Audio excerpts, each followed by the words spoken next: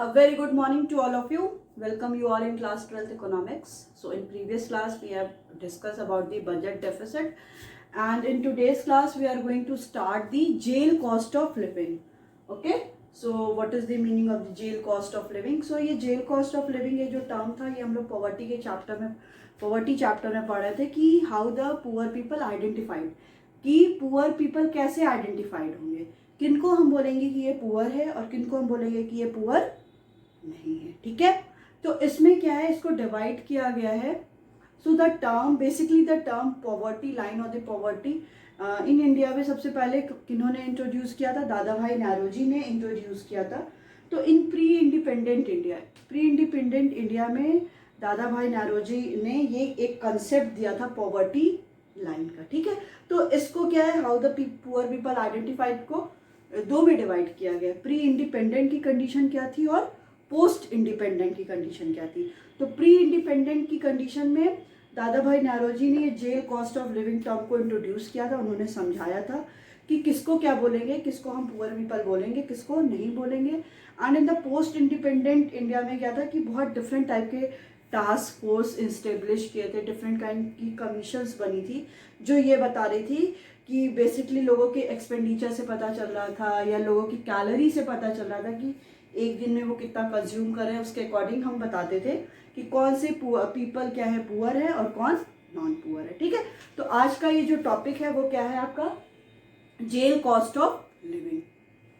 ठीक है, ये कह रहा है इन अ प्री इंडिपेंडेंट इंडिया की जब हम बात करते हैं, जब इंडिपेंडेंट के पहले की, Dadabhai Naoroji was the first to discuss the concept of poverty line. ठीक है, दादा भाई नौरोजी थे जिन्होंने फर्स्ट टाइम यूज किया term that is poverty line. So he use the menu for the prisoner. देखिए, उन्होंने इस टर्म को या इसको आइडेंटिफाई करने के लिए पुअर पीपल को वो कहाँ पे गए, उन्होंने क्या देखा, वो मेन्यू किसका देखा, जो भी प्रिजनर्स हैं, जो भी जेल में कैदी हैं, उनके मेन्यू को देखा. उनके अकॉर्डिंग उनका ये अजम्पशन था कि जो भी जेल में रहता है, ठीक है, जेल में रहता है, उसको जितनी नीड होती है, फॉर एग्जाम्पल मैं जेल में हूँ तो मुझे उतना खाना मिल रहा होगा जितना मेरी बेसिक नीड है, जितना मुझे हर दिन नीड है उतना मुझे खाना मिल रहा होगा. इसलिए उन्होंने कंपैरिजन किसके साथ किया, जो भी जेल में प्रिजनर्स हैं. ठीक है, ये समझ में आ गया कि बेसिकली उन्होंने इसके साथ क्यों कंपेयर किया, नॉर्मल लाइफ में क्यों नहीं किया गया, नॉर्मल सोसाइटी में उन्होंने कंपेयर क्यों नहीं किया. वो इसलिए नहीं किया क्योंकि ये जो मेन्यू है वहाँ का, जो मेन्यू की उनको क्या क्या खाना दिया जाता है, तो ये माना जाता है कि जो जेल में प्रिजनर्स हैं उनको जितनी उनकी कैलोरी की ज़रूरत है, जितना कार्बोहाइड्रेट, फैट, डिफरेंट जो भी हैं, प्रोटीन, जितना उनको ज़रूरत है उनको उस हिसाब से क्या किया जाता है, खाना दिया जाता है. इसलिए उन्होंने जो सोसाइटी में लोग हैं उसको किससे कंपेयर किया, प्रिजनर से. बट वो क्या कह रहे थे, वो कहे कि and use the and he use the menu for a prisoners का मेन्यू को उन्होंने यूज किया and use appropriate prevailing prices to the arrive at what may be called.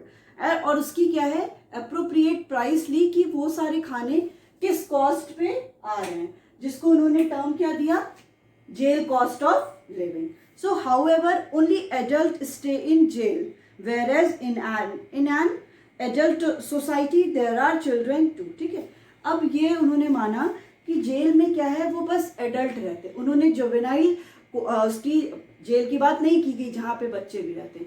उन्होंने ये अज्यूम किया, ये देखा कि जो एडल्ट हैं वही जेल में रहते हैं. बट हम एक्चुअली में बात करते हैं, जब हम एक्चुअल में बात करते हैं तो किसी भी सोसाइटी में क्या है, चिल्ड्रन भी होते हैं. ठीक है, इतना समझ में आया कि वो एडल्ट की ही बात हो रही थी कि एडल्ट कितना खाना ले खाता है. तो ये उन्होंने माना कि जेल में क्या है, एडल्ट हैं. बट एक्चुअल अगर हम रियल लाइफ में देखते हैं, अपनी सोसाइटी में देखते हैं, तो सोसाइटी में क्या है, बच्चे भी रहते हैं. ठीक है, अब उन्होंने ये कहा कि उन्होंने अज्यूम किया कि टोटल पॉपुलेशन कंट्री की अगर 1 है, टोटल पॉपुलेशन कंट्री की अगर 1 है, तो इसका उन्होंने क्या कहा कि इस 1 में 1/3 ऐसे हैं जो बच्चे हैं, 1/3 ऐसे लोग हैं, पूरे 1 अगर पॉपुलेशन ले रहे हैं, उस पॉपुलेशन का 1/3, इस पॉपुलेशन का 1/3 ऐसे लोग हैं जो क्या है, वो चिल्ड्रन है, ठीक है, वो चिल्ड्रन है। और 2/3, 1/3 प्लस 2/3 कितना हो गया, 3/3 इक्वल टू 1 हो गया, पॉपुलेशन के इक्वल, ठीक है। तो उन्होंने ये माना कि किसी भी सोसाइटी में क्या है, 1/3 क्या है, चिल्ड्रन है, और 2/3 उसमें एडल्ट है, ठीक है। इतना समझ में आ गया। 1 पॉपुलेशन लिया, उस 1 पॉपुलेशन में 1/3 क्या लिया, चिल्ड्रन लिया, और 2/3 क्या लिया, एडल्ट लिया। अब इस 1/3 का हाफ, इस 1/3 का हाफ ऐसे बच्चे हैं सोसाइटी में जो कुछ भी खाना नहीं खाते, जो क्या है 6 मंथ के नीचे हैं, वो कुछ भी खाना नहीं खाते, आपको पता ही है। तो उस 1/3 का मतलब, अगर ये 1/3 सोसाइटी में बच्चे हैं, तो इस 1/3 के बच्चे ऐसे हैं, हाफ बच्चे ऐसे हैं जो कुछ भी खाना नहीं खाते। तो हम लेंगे 1/3 और उसका हाफ लेंगे, जो आधे बच्चे हैं, जो आधे बच्चे हैं तो उसका हमको हाफ करना पड़ेगा। तो ऐसे बच्चे हैं जो क्या है, वो 0 खाना खा रहे हैं, ये जो ब्रैकेट में वो क्या है, 0, मतलब वो खाना जो भी खा रहे हैं वो क्या है, 0 है, क्योंकि वो छोटे बच्चे हैं। और इसी का 1/3 हाफ हम क्यों कर रहे हैं, क्योंकि आधा बच्चे ऐसे हैं जो कुछ खाना नहीं खा रहे, आधे बच्चे ऐसे हैं जो खाना खा रहे हैं। अब ये 1/3 का हाफ, आधा बच्चा 1/3, वो ऐसे बच्चे हैं जो ये एडल्ट का हाफ खाना खा रहे हैं। समझ में आया? देखिए, एक भी किसी भी कंट्री की पॉपुलेशन हम इंडिया में ले लिया 1 है, उस 1 का बोला गया, उन्होंने बताया कि 1/3 ऐसे लोग हैं हमारी सोसाइटी में जो चिल्ड्रन हैं, ठीक है, और 2/3 क्या है हमारी सोसाइटी में, एडल्ट है।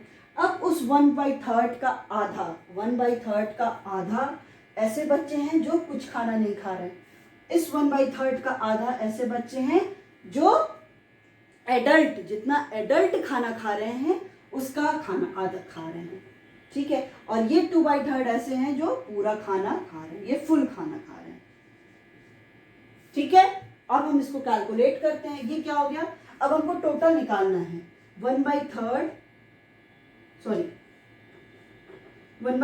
और ये हो गया आपका 1/6, 1/2 इंटू 0। अब आप इसको 1/6 इंटू 0 करोगे तो ये क्या आ जाएगा, 0 आ जाएगा, ठीक है। देन प्लस 1/6 इंटू 1/2 प्लस ये क्या है, पूरा खाना खा रहे हैं, 2/3, ये हो गया आपका 1/6 प्लस 2/3 हो गया, ओके। सॉरी, इसको मल्टीप्लाई करिए तो कितना आया, 6 2 12 आ गया। तो 1/12 प्लस 2/3, तो ये कितना है, इसको कैलकुलेट करेंगे तो आपका आएगा 12 और 3 एलसीएम लेंगे तो ये आएगा आपका 12 आएगा, ठीक है। तो 12 1 जा 1 प्लस 3 8, कितना आ गया 9/12, 9/12 को 3 3 जा 9, 3/4। ये जो 3/4 है, अगर किसी को जो भी एडल्ट जो प्रिजन में है, जो भी जेल में है, उनको जो खाना मिल रहा है उसका 3/4 सोसाइटी के लोगों को खाना मिल जाएगा, मीन्स कि वो लोग पुअर नहीं है। समझ में आया? देखिए फिर से बताते हैं कि 1/3 क्या है, चिल्ड्रेन है, 2/3 एडल्ट हैं। तो इसका 1/3 के आधे बच्चे ऐसे हैं जो 0 खाना खा रहे हैं, 1/3 के आधे बच्चे ऐसे हैं जो एडल्ट का हाफ खाना खा रहे हैं। अब इसको हम क्या करेंगे, 1/6 इंटू 0 किसके इक्वल आ गया, 0, और इसको जब हम सॉल्व करेंगे तो 1/6 इंटू 1/2, ये कितना हो गया, 6 2 जा 1/12, और प्लस 2/3 जो पूरा फुल खाना खा रहे हैं। देन 1/12 प्लस 2/3 कितना आ गया, 1/8/12, दैट इज 9/12, 3 से कट जाएगा, 3 3 जा 9, 3 4 जा 12। अब इसको कंपैरिजन, ये जो 3/4 है, अब हम ये पूरे सोसाइटी की बात किए हैं, ये हम जेल की बात नहीं किए हैं, ये हम सोसाइटी की बात किए। मतलब अब जो भी प्रिजनर्स को खाना मिल रहा है, उस प्रिजनर्स का 3/4 भी सोसाइटी में जितने लोग रह रहे हैं उनको अगर 3/4 भी खाना मिल जा रहा है, दैट मीन्स कि वो पुअर नहीं है, वो अबव द पॉवर्टी लाइन। अगर उनको जेल में जो प्रिजनर रह रहे हैं उसका 3/4 भी खाना नहीं मिल पा रहा है, मतलब वो जितना खा रहा है, मतलब जैसे मैं जितना खा रही हूँ, मेरा 3/4 भी आप लोग को अगर नहीं मिल पा रहा है, मतलब आप लोग पॉवर्टी लाइन के नीचे हो। अब यहाँ पे हम लोग को एक पैरामीटर क्या ले लिए हैं, यहाँ पे दादा भाई नौरोजी ने एक पैरामीटर क्या ले लिया है, प्रिजनर को। क्योंकि प्रिजनर को इसलिए लिया क्योंकि जो भी वहाँ का मेन्यू है उसके हिसाब से ये देखा जाता है कि जितना किसी प्रिजनर्स को खाने की ज़रूरत है वहाँ पे उतना उनको सफिशिएंट अमाउंट में खाना मिलता ही मिलता है। इसलिए उन्होंने क्या किया, उसका एक एग्जाम्पल ले लिया। ठीक है, तो ये है आपका जेल कॉस्ट ऑफ लिविंग, इसको बोलते हैं jail cost of living. Next topic अब हम पढ़ते हैं नेशनल इनकम।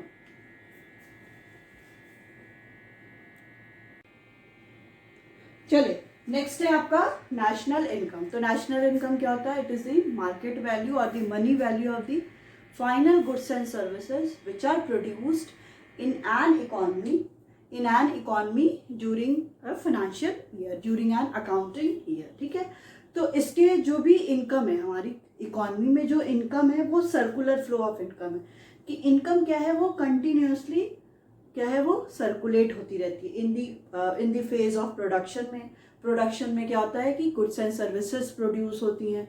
फिर देन नेक्स्ट है आपका इनकम फेज में, जहाँ पे इनकम जनरेशन हो रही है, and the last one is expenditure phase में।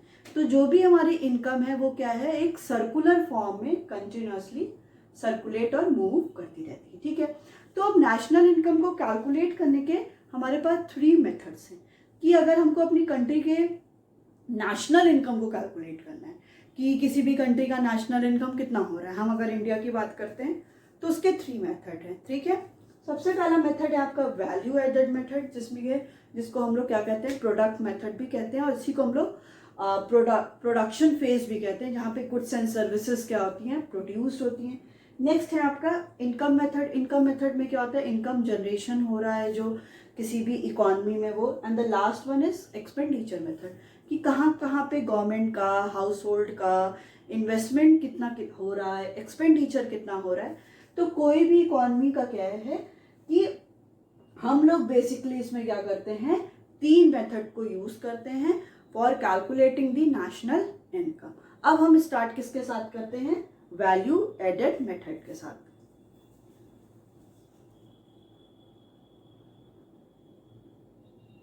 अब देखिए, अब इसमें हम सबसे पहले क्या निकालते हैं, GVOMP, gross value of output at market price.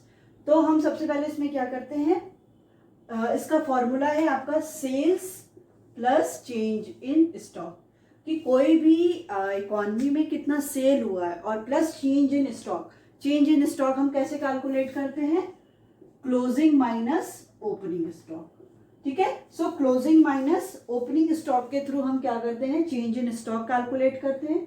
कभी कभी क्वेश्चन में आपका डायरेक्टली सेल्स नहीं दिया होता है, डायरेक्टली सेल नहीं दिया होता है, उस कंडीशन में कभी आपको या तो प्राइस दिया रहेगा और आउटपुट दिया रहेगा। प्राइस मतलब कोई भी कमोडिटी की प्राइस कितनी हो गई और आउटपुट कितना हो गया। अगर हम उन दोनों को मल्टीप्लाई करेंगे तो हमको सेल पता चल जाएगा कि कितना आउटपुट प्रोड्यूस हुआ और कितना उसकी प्राइस थी। तो क्या होता है, कभी कभी क्वेश्चन में नहीं दिया होता है तो हम लोग सेल कैसे कैलकुलेट करते हैं, प्राइस इनटू आउटपुट। और इसमें क्या होता है कि कभी कभी आपके पास क्या है कि क्वेश्चंस में दिया रहता है डोमेस्टिक सेल्स प्लस एक्सपोर्ट। तब देखिए, एक्सपोर्ट किसी भी कंट्री के लिए क्या होता है, बेनिफिशियल कंडीशन होती है, प्रॉफिट की कंडीशन होती है। ठीक है, तो उसको हम लोग क्या करते हैं, एक्सपोर्ट को प्लस कर देते हैं, डोमेस्टिक सेल को भी प्लस करते हैं, प्लस चेंज इन स्टॉक, जो स्टॉक में चेंज हो रहा है, closing minus opening stock, plus good produce for the self consumption. अगर कभी क्वेश्चन में दिया होगा कि जो भी गुड्स प्रोड्यूस हो रहा है फॉर दी सेल्फ कंजप्शन, ठीक है, उसको भी हम क्या करते हैं, ऐड कर लेते हैं। नेक्स्ट आपका स्टेप आता है GVAMP, gross value added at market price. अब हमको यहाँ तक पता चल गया GVAMP, हम यहाँ से निकाल दिए, minus intermediate consumption. Intermediate consumption होता है मतलब कि आप जब भी इंटरमीडिएट गुड्स कि कोई भी कमोडिटी क्या है, हम लोग को फर्दर प्रोडक्शन, जो इसको हम लोग बोलते हैं कैपिटल गुड्स, कि जो भी कमोडिटी है जिसको हम लोग फर्दर प्रोडक्शन के लिए यूज कर रहे हैं, that is called the intermediate consumption. ठीक है, क्वेश्चन में आपके पास अगर इंटरमीडिएट कंजप्शन दिया है और रॉ मटेरियल दिया है तो आप लोग क्या लोगे, इंटरमीडिएट कंजप्शन लोगे, क्योंकि उसमें सारी चीजें इंक्लूडेड है। जैसे purchase of the raw material है, तो रॉ मटेरियल क्या इंटरमीडिएट कंजप्शन है। अब जैसे मेरे को ये घर बनाना है तो इसमें रॉ मटेरियल क्या हो गया, ब्रिक्स जो हो गया, ईटा लगाया, जो सीमेंट लगाया, ये सब क्या है, रॉ मटेरियल, सॉरी ये सब इंटरमीडिएट कंजप्शन है। तो इसको हम क्या करते हैं, माइनस कर देते हैं। और क्वेश्चन में अगर दिया रहता है तो GVOMP minus domestic purchase plus import.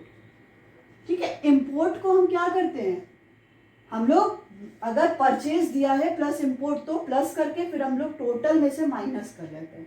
जब अगर हम लोग कुछ सेल करेंगे, कोई भी प्रोड्यूसर सेल करेगा तो उसको क्या होगा, उस कंडीशन पे उसको प्रॉफिट होगा, बट अगर वो परचेज करेगा तो उसका पैसा जाएगा। तो जब हम लोग कैलकुलेट करते हैं तो उस कंडीशन पे हम लोग डोमेस्टिक परचेज को माइनस करते हैं और इंपोर्ट भी माइनस करते हैं, बट ये दोनों को हम लोग साथ में प्लस करके होल में से GVOMP जो कैलकुलेट करेंगे उसमें से माइनस कर लेते हैं। ठीक है, अब आपके पास आ गया GVAMP।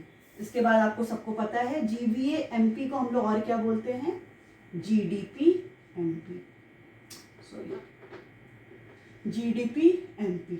अब हमें क्या करना है इसको, और NVA एट फैक्टर कॉस्ट को हम क्या बोलते हैं, NNP एट फैक्टर कॉस्ट। मतलब NNP एट फैक्टर कॉस्ट को हम क्या बोलते हैं, नेशनल इनकम, और NDP एट फैक्टर कॉस्ट को क्या बोलते हैं, डोमेस्टिक इनकम।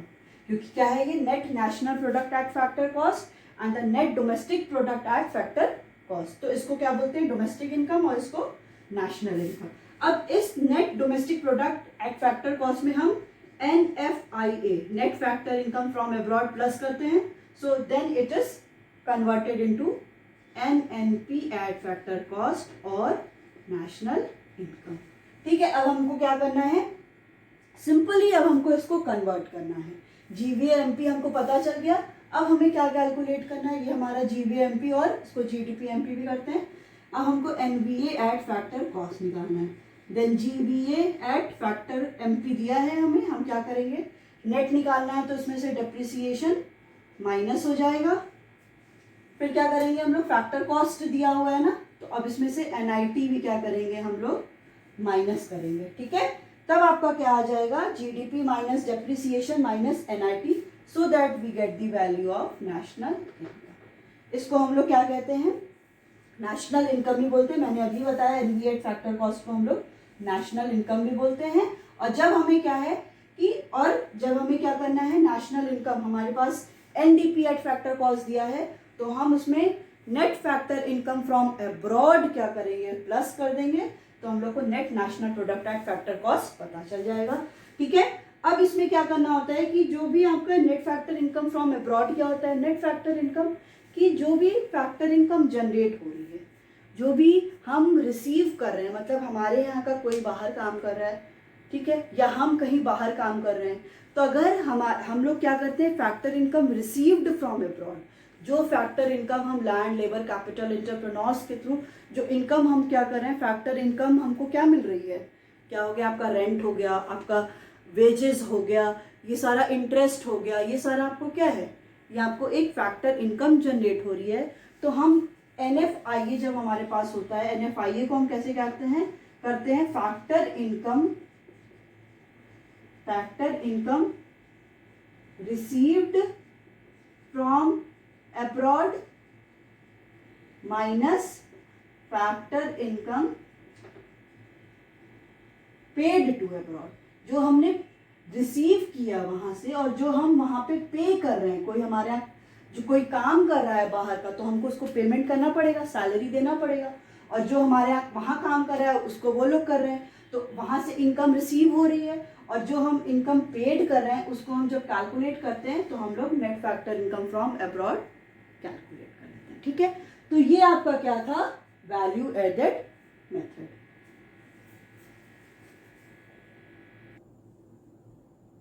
चलिए नेक्स्ट है आपका इनकम मेथड। ठीक है, अब इनकम मेथड में कहाँ से इनकम जनरेशन हो रही है, तो जो भी फैक्टर पेमेंट हम कर रहे हैं तो उसको क्या है, 3 में डिवाइड किया गया है, जिसमें होता है आपका पहला कॉम्पनसेशन ऑफ एम्प्लॉयज, सेकेंड होता है आपका operating surplus and then mixed income. अब क्या होता है, कभी कभी आपको क्वेश्चंस में मिलेगा कि कॉम्पनसेशन ऑफ एम्प्लॉइज क्या है, डायरेक्टली दिया रहेगा, बट समटाइम्स ऐसा होगा कि आपको वो डायरेक्टली ना देके क्या हो, उसको स्प्लिटेड फॉर्म में होगा, मतलब उसके जो सब पार्ट है वो दिया होगा। क्या क्या हो सकता है, कभी वेजेस इन कैश भी हो सकता है, या वेजेस इन काइंड भी हो सकता है, और employers contribution to social security schemes, कि कुछ ना देके बस employers contribution to social security scheme दे दे, मतलब कि आप इसको कॉम्पनसेशन ऑफ एम्प्लॉयज मांगे। कभी कभी क्वेश्चन में क्या होता है कि बेसिकली आप लोग के क्वेश्चन ये भी होता है कि हम क्या करते हैं कि क्वेश्चन में आपका डायरेक्टली दिया होगा compensation of employees as well as ये भी दिया होगा employers contribution to social security schemes. आप क्या करोगे, आपको इसमें से अगर ये डायरेक्टली दिया है कॉम्पनसेशन ऑफ एम्प्लॉय, तो आप डायरेक्टली उसको ले लो, इसके स्प्लिटेड फॉर्म में इसके सब पार्ट्स पे ध्यान नहीं दोगे।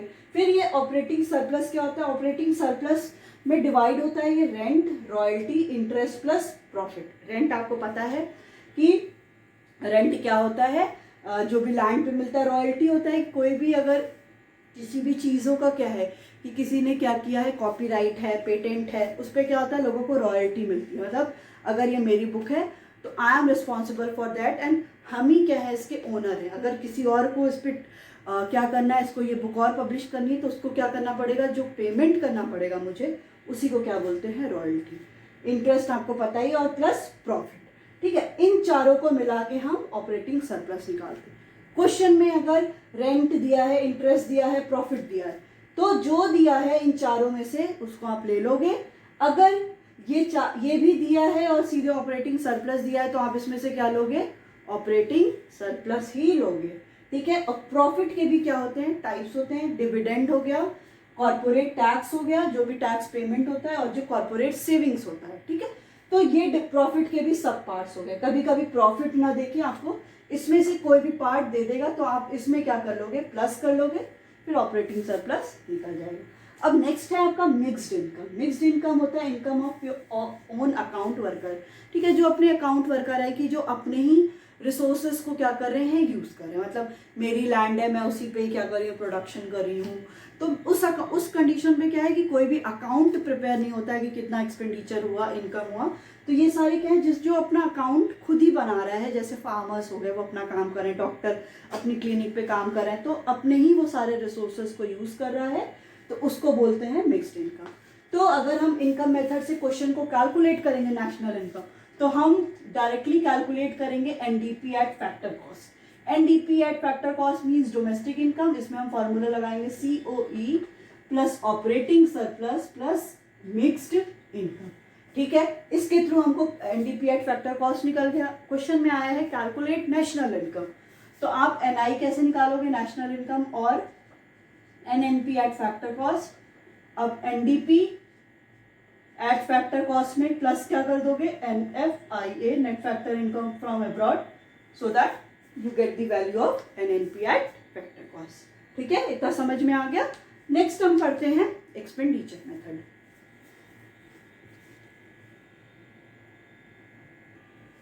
चलिए, नेक्स्ट है आपका एक्सपेंडिचर मेथड। ठीक है, एक्सपेंडिचर मेथड से हम लोग डायरेक्टली क्या करते हैं, जीडीपी एमपी निकलता है, हमारा जीडीपी एमपी निकलता है। इसमें आपको याद होगा एडी में हमने पढ़ा था C plus I plus G plus X minus M, C plus I plus G plus X minus M. आपको ये भी याद आ रहा होगा कि मैंने बोला था एडी को और क्या बोलते हैं, एक्सपेंडिचर मेथड भी बोलते हैं। आपको याद आ रहा होगा, क्योंकि उसमें अगर कोई डिमांड करेगा तो वो क्या करता है, एक्सपेंडिचर करता है।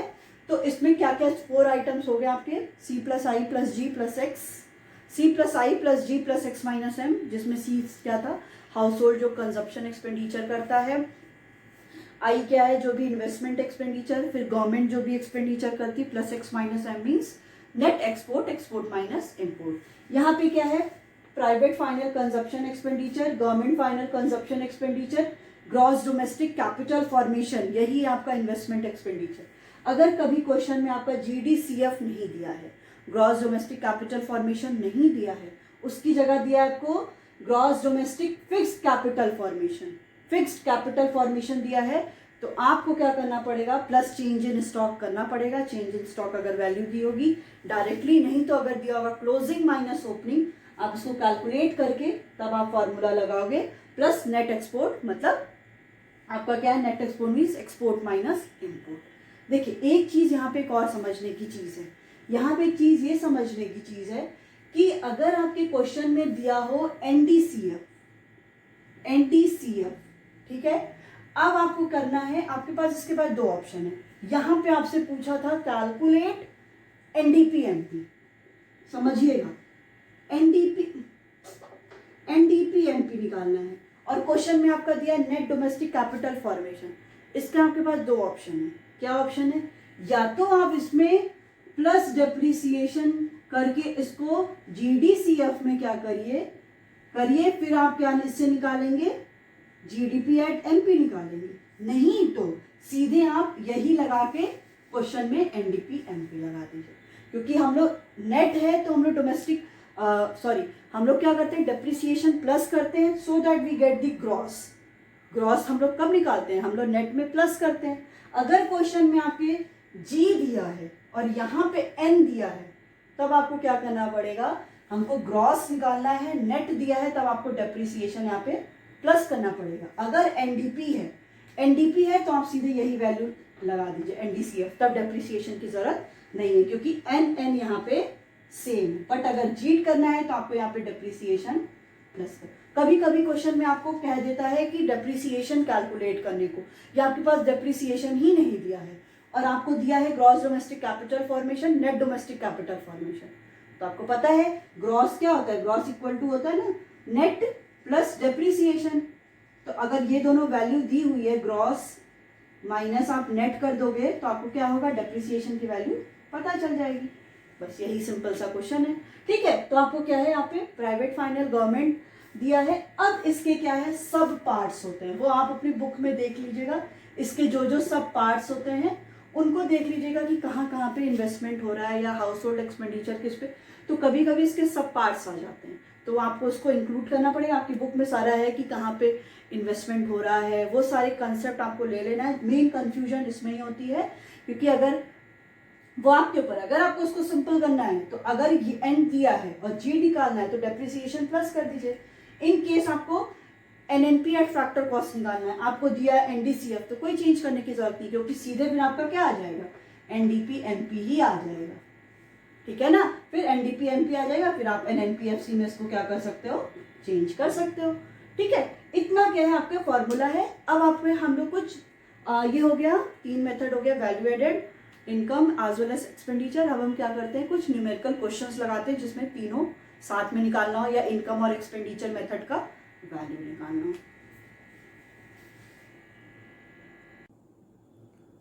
चलिए देखिए यहाँ पे क्वेश्चन है जो आप लोग कह रहे थे कॉम्बिनेशन वाला, एक साथ जब वैल्यू पूछ रहा है कि calculate national income by the income and the expenditure method, कि इनकम और एक्सपेंडिचर मेथड से अगर हम कैलकुलेट करेंगे तो उसकी वैल्यू कैसे आती है, ठीक है।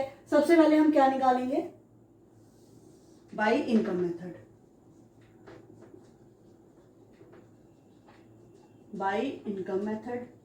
तो इनकम मेथड से अभी मैंने बताया था क्या निकलता है, एनडीपी एट फैक्टर कॉस्ट। क्या formula, COE plus operating surplus plus mixed income, ठीक है। सीओई यहाँ पे देखिए क्या है, शॉर्ट में मैंने लिखा है, समझ जाएगा, 1000। ऑपरेटिंग सरप्लस में क्या होता है, rent, interest plus royalty plus profit, ठीक है। अब इसमें देखिए क्या क्या दिया हुआ है, रेंट है, हाँ, इंटरेस्ट है 150, ठीक है, रेंट इंटरेस्ट, और देखिए क्या है, प्रॉफिट है, प्रॉफिट कितना दिया हुआ है 640। और इसके अलावा देखिए और कुछ है, एनआईटी नहीं होगा, net export, net domestic capital formation नहीं है, नेट फैक्टर इनकम, सीओई, बस यही है, ठीक है। अब आपके पास क्या दिया है, मिक्स्ड इनकम दिया है इस क्वेश्चन में, नहीं दिया, तो हम क्या कर लेंगे, मिक्स्ड इनकम 0 ले लीजिए, कुछ भी ले। अब ये क्या हो गया, 1000 प्लस इसको प्लस करेंगे कितना होगा, 400 प्लस 640, 1040, 1040, ये कितना हो गया आपका 4 2040 हो गया आपका एनडीपी एट फैक्टर कॉस्ट। हमें यहाँ पे क्या निकालना है, ये आपका आंसर नहीं है तो आप इसको ये मत बनाइए, सॉरी आपका ये आंसर नहीं है, but NDP at factor cost आ गया 2040। नेक्स्ट स्टेप आपका क्या है, एनएनपी एट फैक्टर कॉस्ट निकालना है। तो क्या होता है, NDP at factor cost plus NFIA, ठीक है एनएफआईए। अब मैंने इसलिए ये क्वेश्चन उठाया है कि जहां जहां आपको कंफ्यूजन होती है वो इसीलिए ये क्वेश्चन है। अब देखिए एनडीपी एट फैक्टर कॉस्ट कितना था, 2040। अब ये बताना बार बार जरूरी नहीं कि एनएनपी एट फैक्टर कॉस्ट को हम लोग नेशनल इनकम भी बोलते हैं। देन प्लस एनएफआईए, यहाँ पे एनएफआईए है, ये देखिए दे रहा है net factor income to abroad, net factor income to abroad, ठीक है। अब हम यहाँ पे क्या लेंगे, net factor income to abroad है। अब यहाँ पे ये भी नहीं दे रहा है factor income to abroad, but हम लोग टू अब्रॉड है तो उसको क्या करते हैं, टू अब्रॉड हम पेमेंट कर रहे हैं तो हमारे यहाँ से क्या हो रहा है, लॉस हो रहा है। तो अब हम इसको क्या करेंगे, ये माइनस हो जाएगा क्योंकि नेट फैक्टर इनकम ऑलरेडी दिया है, फैक्टर इनकम टू अब्रॉड नहीं दिया है कि हम अंदर फॉर्मूला लिखे कि रिसीव्ड कुछ समथिंग हुआ या रिसीव की वैल्यू नहीं दी है और माइनस हम यहाँ पे 20 ले, तो ये क्या हो जाएगा, बाहर प्लस है और अंदर माइनस है तो प्लस माइनस -20 हो जाएगा। बट यहाँ पे ऑलरेडी दे रहा है net factor income, net factor income to abroad ही क्या है आपकी 30 है, तो ये क्या हो जाएगा -30। Then NNP at factor cost is equal to 2010। देखिए आंसर सही आया है 2010। और हमेशा इसके आगे पीछे रुपीज 2010 करोड़, ये लगाना बहुत जरूरी है कि ये रुपीज में है और कितना है आपका करोड़ में, ठीक है। तो आपको इसकी यूनिट लगाना क्या है, मैंडेटरी। नेक्स्ट आपका मेथड है एक्सपेंडिचर मेथड। कहाँ पे करें एक्सपेंडिचर मेथड, चलिए यहीं पे कोशिश करते हैं, बाई एक्सपेंडिचर मेथड, ठीक है। हमें क्या निकालना है, ध्यान दीजिएगा, हमें क्या निकालना है, नेशनल इनकम। हमने आपको क्या बताया था कि हम इसमें क्या क्या लेते हैं, क्या लेंगे इसमें, गवर्नमेंट लेंगे, प्राइवेट लेंगे, sorry government final consumption expenditure, private function, government final consumption expenditure, private final consumption expenditure, और क्या लेते हैं इसमें, थर्ड आपका क्या होता है, जब हम लोग जीडीपी एमपी निकालते हैं, gross domestic capital formation plus net export, C plus I plus G plus X minus M. यहाँ पे आपको पता चल गया ये दिया हुआ है, ये दिया हुआ है। नेक्स्ट आपको क्या फाइंड आउट करना है, जीडीसीएफ। अब हमें यहाँ पे देखिए क्या दिया हुआ है, हमें दिया है एनडीसीएफ दिया है, एनडीसीएफ दिया है। अब देखिए यहाँ पे एक ट्रिक है कि आप क्या करोगे कि तो नेट डोमेस्टिक कैपिटल फॉर्मेशन दिया है, हमें क्या करना पड़ेगा, उस फॉर्मूला में तो ग्रॉस डोमेस्टिक कैपिटल फॉर्मेशन है, ठीक है। आपको देखिए कहीं पे इसमें डेप्रिसिएशन दिया है, नहीं दिया है, और हमको निकालना क्या है, एनएनपी एट फैक्टर कॉस्ट।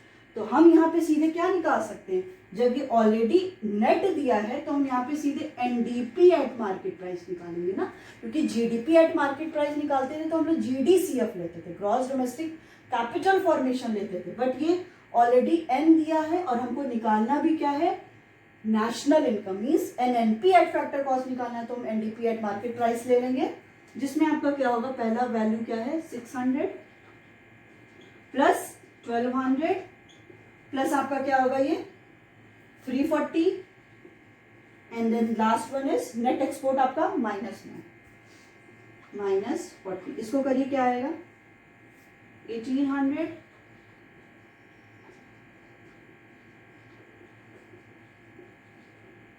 340 2140 -40 कितना आएगा आपका 2100। एनडीपी एट एमपी आ गया, ठीक है। एनडीपी एट एमपी कितना आ गया 2100। अब इसके लिए आपको जगह चाहिए, अब जगह कहाँ बनाते हैं इसमें, चलिए ऊपर का रब करते हैं। इसको सम सही किया है ना, देख लीजिए एक बार, 1800 प्लस 340 कितना हो गया 04, यस 2140, और आपका क्या था नेट एक्सपोर्ट -40 तो 2100 आ गया। अब हमको नेक्स्ट क्या निकालना है, NNP एट फैक्टर कॉस्ट। तो आपके पास क्या दिया है, NDP एट MP दिया है। हमें नेक्स्ट क्या करना है, इसमें नेट नेट है, नहीं चेंज करना है, माइनस NIT नेट नेशनल निकालना है, आपके पास डोमेस्टिक है, प्लस आप क्या करोगे NFIA, राइट। NDP MP की वैल्यू 2100, NIT की वैल्यू 60, और आपको मैंने बताया कि NFIA दिया नहीं हुआ है, यहाँ पे पेड टू अब्रॉड है, तो ये क्या हो जाएगा -30। तो 2100 माइनस 90 कितना आया,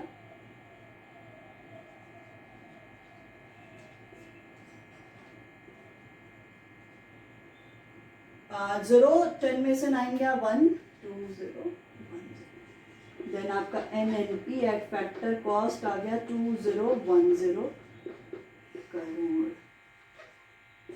अब देखिए दोनों का आंसर मैच करिए। National income by the income method आया आपका ₹2010 करोड़, और national income by the expenditure method आया 2010 करोड़। तो दोनों क्या हो गया, सेम हो गया। तो यही है आपके नेशनल इनकम के क्वेश्चंस। आपके पास बुक्स में बहुत सारे ऐसे क्वेश्चन दिए हैं, उनको कंटिन्यूसली प्रैक्टिस करिए, क्योंकि जैसे ही ये छूटा वो आप लोगों का सब कुछ गायब हो जाएगा। ठीक है, तो उसका कंटिन्यूसली आपको क्या करना है, इसकी प्रैक्टिस करना है। जितना प्रैक्टिस करेंगे उतने उसके जो कौन कौन से इसमें आइटम्स लेने हैं वो ज़्यादा क्लियर होता चला जाएगा। ठीक है, तो इस तरह से हमने क्या कर लिया, जितना भी सिलेबस में आप लोगों को कन्फ्यूजन थी वो हम लोगों ने डिस्कस कर लिया। Okay, thank you.